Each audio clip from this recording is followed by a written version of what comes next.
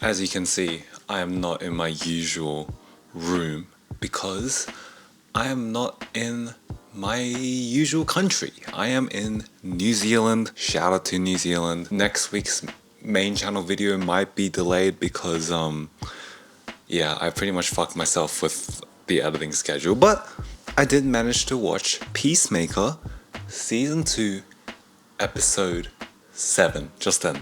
So let's talk about it. So they really hammered down how dumb our Peacemaker is. You know, the Mein Kampfs everywhere and the massive portrait of Hitler. I was like, that was pretty funny, I must admit. But like, it was pushing it a little for me. It was a bit too unbelievable, especially that portrait.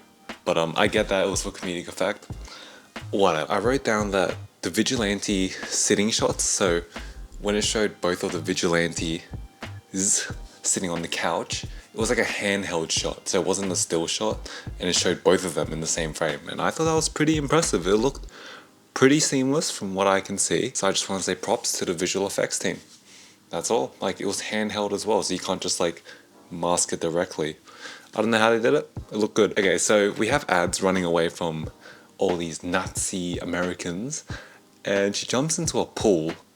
Don't ask me why she jumped into a pool, but all these zombies, basically zombies, they jump into the pool with her, and then she gets out, and Judah Master comes in and electrifies the pool. As a concept, that scene was pretty funny. So they get Sydney, whatever the fuck his name is. I think his name is Sydney, whatever, the Dimension guy from the Superman movie. And here's the mystery guy that we saw from last episode. And then they pretty much use this exact same Superman set. I'm pretty sure that's the exact set.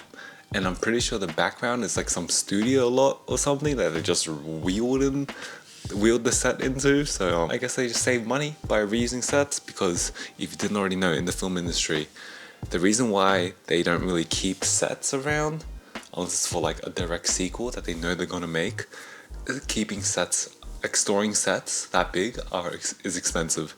I don't know why I mentioned that. Also, the guy's glasses, they are so goddamn thick. Like, his eyes are massive in those glasses. Jesus Christ. Look at my notes. I wrote, I bet the dad and brother aren't Nazis. And then they revealed that he wasn't a Nazi. He was like, he's like, I thought I raised you better than that, etc, etc. And turns out that he's like a hero because he knows he can't overtake or overthrow the Nazi power, so he just does the good he can by like defeating monsters and capturing like actual criminals and stuff. And you know, I thought that was like an interesting take on the character, because it does make sense, and I did suspect it from how he was interacting, how he was acting from like the beginning of the episode.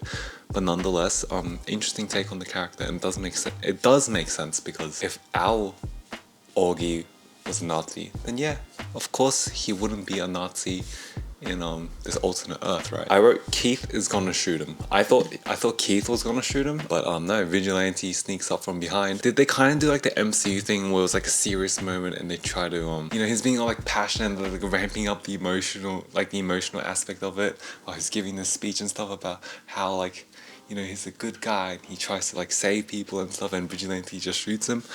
Was that kind of like the MCU thing about like taking a serious moment and turning into a comedic effect? A bit, you know, but it's not exactly, is it a bad thing? I don't know. I think it worked okay, you know, but yeah, I didn't expect Vigilante to be the one to shoot him. I saw a couple of comments saying like, Peacemaker's gonna be so angry at Vigilante now. I don't know, it kind of showed that Peacemaker, or Chris, I'll just call him Chris, it kind of showed that Chris was like mad at himself. We'll get back to that later. So we don't know whether alternate Vigilante dies because they closed the door and he's like having a shootout with the cops and stuff.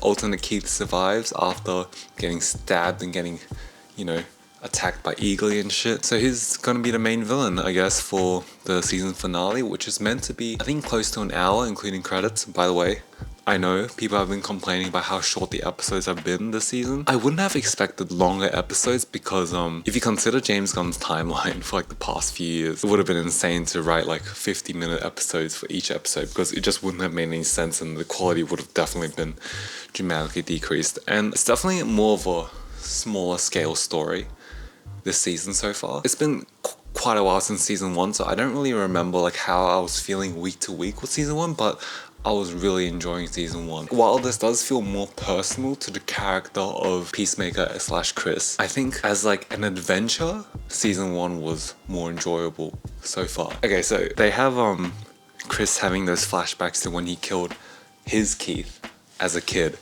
I thought it was a bit unnecessary, to be honest. Again, might be a nitpick, but I just like I just think about these things, but I don't think they need to show the flashback, you know? I think it was like quite obvious. He was like thinking about how his brother died in that moment. I was like, do you really need to show this flashback? I don't know how dumb audiences are, so maybe like test screenings or something, they're like, oh, what is this referring to?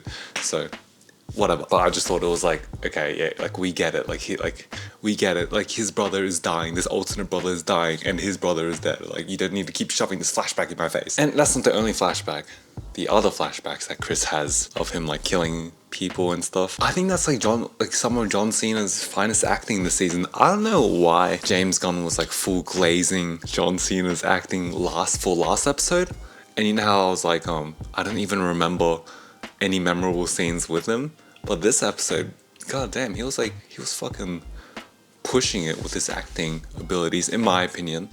Like last week, I was like, I didn't even notice anything out of the ordinary with the skill set. No offense to John Cena, but he's definitely proven himself to be a very good actor in this episode. So I'm not really sure what James Gunn was like referring to, because I feel like this performance shits on last week's one, and I think this episode as a whole was better than last week's one. And it's funny because I know people are, as I mentioned, complaining about how these episodes are shorter, but sometimes I feel like some episodes this season, like nothing really happens in them, or like it's too spaced out. Hypothetically, I feel like this could have just been like a HBO movie. Now that I say that out loud, I feel like this season so far could have definitely worked better as a HBO movie. Like you could have just cut a bunch of scenes out, a bunch of jokes that, you know, that are unnecessary. Man, that would definitely work better. So far, we haven't seen the finale yet, so that might change things. Keen for the finale. I'm excited to see how it leads into Man of Tomorrow. Unless what James Gunn, because James Gunn has said that Peacemaker Season 2 leads into Man of Tomorrow. While you don't have to see Peacemaker Season 2 to watch Man of Tomorrow, he said that it does lead into Man of Tomorrow. So maybe he was referring to the Lex Luthor thing that we already saw, or maybe it's something else. Keen to see it.